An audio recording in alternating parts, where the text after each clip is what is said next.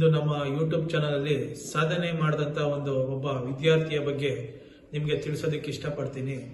ಆ ವಿದ್ಯಾರ್ಥಿ ಹೆಸರು ಬಂದು ಗಟ್ಟಿ KR ಅಂತೇಳಿ ಗುಬ್ಬಿಯ ಭೂಮಿ ಸ್ಕೂಲ್ನಲ್ಲಿ 9th ಸ್ಟ್ಯಾಂಡರ್ಡ್ ಓದ್ತಾ ಇರೋಂಥ ವಿದ್ಯಾರ್ಥಿ. ಇವರು ಯಾವುದರಲ್ಲಿ ಸಾಧನೆ ಮಾಡಿದ್ದಾರೆ ಅನ್ನೋದ್ರ ಬಗ್ಗೆ ಹೇಳಬೇಕು ಅಂದ್ರೆ ಇಂಟರ್ನ್ಯಾಷನಲ್ ಒಲಿಂಪಿಯಾಡ್ಗಾಗಿ ನಡೆಯುವಂತ NSEP ಜೂನಿಯರ್ ಸೈನ್ಸ್ ಆ ಎಕ್ಸಾಮ್ ನಲ್ಲಿ ಸಾಧನೆ ಮಾಡಿದಂತ ವಿದ್ಯಾರ್ಥಿಯಾಗಿದ್ದಾನೆ. ಇದು ಒಂದು ಇಂಟರ್ನ್ಯಾಷನಲ್ ಒಲಿಂಪಿಯಾಡ್ಗೆ ಆಯ್ಕೆ ನಡೆಯುವಂತ ಒಂದು ಎಕ್ಸಾಮ್. ಇದು ಅಂದ್ರೆ ಇದು 2 ಮಟ್ಟದ ವಿಭಾಗದಲ್ಲಿ ನಡೆಯುತ್ತೆ. ಮೊದಲನೇ ವಿಭಾಗದಲ್ಲಿ ಪೂರ್ಣಗೊಂಡಿದ್ದಂತ ವಿದ್ಯಾರ್ಥಿ ಇವರಾಗಿರ್ತಾರೆ. ಇದು 2ನೇ ಸುತ್ತಿನಲ್ಲಿ ಆಯ್ಕೆಯಾದಲ್ಲಿ ಅಂತಾರಾಷ್ಟ್ರೀಯ ಒಲಿಂಪಿಯಾಡ್ಗೆ ಭಾಗವಹಿಸೋ ಅರ್ಹತೆಯನ್ನು ಪಡೆಯುತ್ತಾರೆ.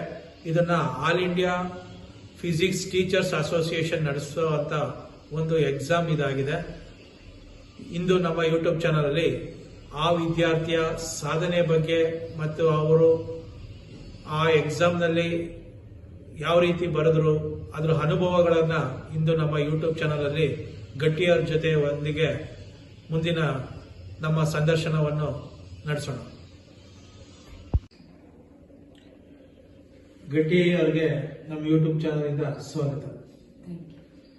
ಈಗ ನೀವು NSEP ಯಲ್ಲಿ 2 ಸುತ್ತುಗಳು ಇರ್ತವೆ. ಮೊದಲನೇ ಸುತ್ತಿನ ಮುಗಿಸಿ 2ನೇ ಸುತ್ತಿಗೆ ಆಯ್ಕೆ ಆಗಿದ್ದೀರಿ ನಮ್ಮ ರಾಜ್ಯದ ವತಿಯಿಂದ. ಈ ಎಕ್ಸಾಮ್ ಬಗ್ಗೆ ನಿಮಗೆ ಯಾರು ಹೇಳಿದ್ರು, ಇಲ್ಲ ನಿಮ್ಗೆ ಯಾವ ತರ ಅದು ಗೊತ್ತಾಯ್ತು ಅನ್ನೋದ್ರ ಬಗ್ಗೆ ಏನಾದ್ರು ಹೇಳ್ಬೋದಾ? ಎಕ್ಸಾಮ್ ಬಗ್ಗೆ ನಮ್ಮ ಅಕ್ಕ ಹೇಳಿದ್ರು. ನಾನು ನಮ್ಮ ಗುಬ್ಬಿ ತಾಲೂಕಿನೆಲ್ಲ ವಿಚಾರಿಸಿದೆ. ಆದ್ರೆ ಅವ್ರಿಗೆ ಯಾರಿಗೂ ಎಕ್ಸಾಮ್ ಬಗ್ಗೆ ಗೊತ್ತಿರಲಿಲ್ಲ, ಮತ್ತೆ ಇಲ್ಲಿ ನಡೆಸಲ್ಲ ಅಂತ ಹೇಳಿದ್ರು. ಮತ್ತೆ ಟಿಪ್ಟೂರಿನ ಕ್ರೋಮ್ PU ಕಾಲೇಜಲ್ಲಿ ನಡೆಸಿದ್ರು ಎಕ್ಸಾಮ್. ಅಲ್ಲಿ ಹೋಗ್ಬಾರ್ದು. ಅಂದ್ರೆ ನೀವು ಗುಬ್ಬಿಲಿ ನಿಮ್ಗೆ ಎಕ್ಸಾಮ್ ಸೆಂಟರ್ ಇಲ್ಲದ ಪ್ರಯುಕ್ತ ತಿಪ್ಟೂರ್ನ ಕ್ರೋಮ್ PU ಕಾಲೇಜ್ ಹೋಗಿ ಎಕ್ಸಾಮ್ ನ ಬರೆದ್ರಿ. ಎಕ್ಸಾಮ್ ನಿಮ್ಮ ಪ್ರಿಪರೇಷನ್ ಯಾವ ತರ ಆಯ್ತು? ತುಂಬಾ ಹಾರ್ಡ್ ವರ್ಕ್ ಮಾಡಿದೀನಿ. ಫಿಸಿಕ್ಸ್ ಅವ್ರದ್ದು ಯೂಟ್ಯೂಬ್ ಚಾನಲ್ ಅಲ್ಲಿ ಯೂಟ್ಯೂಬ್ ವಿಡಿಯೋಸ್ ಎಲ್ಲ ಬಿಟ್ಟಿದ್ರು, ಅದನ್ನ ರೆಫರ್ ಮಾಡಿದೀನಿ, ಬುಕ್ಸ್ ಓದಿದೀನಿ. ಅಂದ್ರೆ ಈ ಎಕ್ಸಾಮ್ ಅಲ್ಲಿ ಯಾವೆಲ್ಲ ಸಬ್ಜೆಕ್ಟ್ಸ್ ಇರ್ತವೆ? ಫಿಸಿಕ್ಸ್, ಕೆಮಿಸ್ಟ್ರಿ, ಬಯಾಲಜಿ 3 ಇರುತ್ತೆ. ಬಟ್ ಟೋಟಲಿ ಒಂದು ಸೈನ್ಸ್. ಅಂದ್ರೆ ಎಷ್ಟು ಮಾರ್ಕ್ಸ್ಗೆ ಈ ಎಕ್ಸಾಮ್ ನಡೆಯುತ್ತೆ? 216 ಮಾರ್ಕ್ಸ್. 116 ಮಾರ್ಕ್ಸ್ಗೆ. ಅಂದ್ರೆ ನೀವು ಪಡೆದಂತ ಅಂಕ 114. ರಾಜ್ಯದಲ್ಲಿ ಒಂದು ಉತ್ತಮವಾದ ಸ್ಕೋರ್ ಪಡೆದು ಮುಂದಿನ ಸುತ್ತಿಗೆ ಆಯ್ಕೆ ಆಗಿದ್ದೀರಿ. ಈ ಎಕ್ಸಾಮ್ ಬಗ್ಗೆ ರಿಸಲ್ಟ್ ಬಂದ್ಮೇಲೆ ನಿಮ್ಗೆ ಯಾರ್ಯಾರೆಲ್ಲ ಸಹಕರಿಸಿದ್ರು, ಯಾರ್ಯಾರು ವಿಶ್ ಮಾಡಿರ್ತಾರೆ ತುಂಬಾ ಜನ, ಅದ್ರಲ್ಲಿ ನೀವು ಈ ಎಕ್ಸಾಮ್ಗೆ ನಿಮಗೆ ಕೋಆಪರೇಟ್ ಮಾಡೋದ್ರ ಬಗ್ಗೆ ಏನಾರ ಹೇಳಕ್ಕಾಗುತ್ತಾ? ಮೊದಲನೇದಾಗಿ ನನ್ನ ತಂದೆ ತಾಯಿ ಮತ್ತು ನಮ್ಮ ಶಾಲೆಗೆ ಧನ್ಯವಾದಗಳು ತಿಳಿಸ್ತೀನಿ. ನಮ್ಮ ಶಾಲೆ ಮತ್ತು ನಮ್ಮ ತಂದೆ ತಾಯಿ ಸಪೋರ್ಟಿವ್ ಆಗಿದ್ರು. ನಮ್ಮ ಸ್ಕೂಲಲ್ಲಿ ಟೀಚರ್ಸ್ ಎಲ್ಲ ಅದಕ್ಕೆ ಕಾನ್ಸಂಟ್ರೇಟ್ ಮಾಡಿ ಅಂತ ಹೇಳಿದ್ರು. ತುಂಬಾ ಅಂದ್ರೆ ನಿಮ್ಮ ಟೀಚರ್ಸ್ ಏನಾದ್ರೆ ಇದಕ್ಕೆ ಸಂಬಂಧಪಟ್ಟಂಗೆ ಕ್ಲಾಸಸ್ ಬಗ್ಗೆ ಏನಾರ ಹೇಳಿದ್ರ?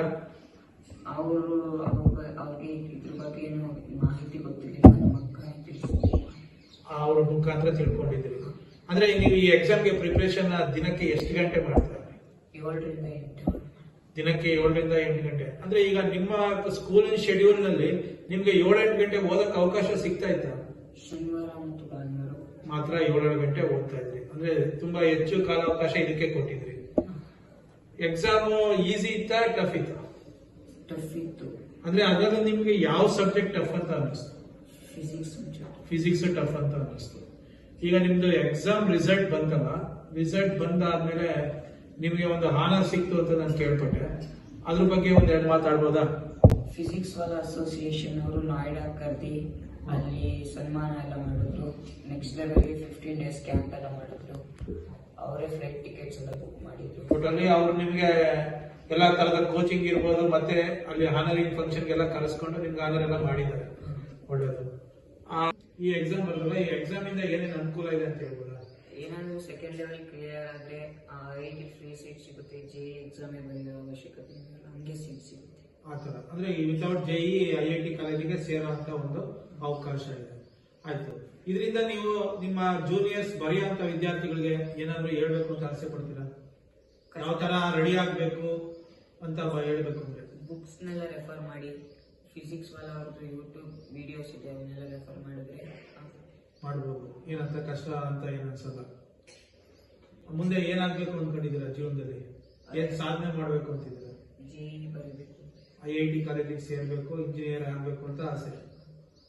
ಮುಂದಿನ ದಿನಗಳಲ್ಲಿ ಈಗ ಎಕ್ಸಾಮ್ ಯಾವಾಗಿದೆ? ನೆಕ್ಸ್ಟ್ ಎಕ್ಸಾಮ್ ಮುಂದಿನ ತಿಂಗಳು ಈ ಎಕ್ಸಾಮ್ 2ನೇ ಸುತ್ತಿದ್ದು. ಹಾ ಸರಿ.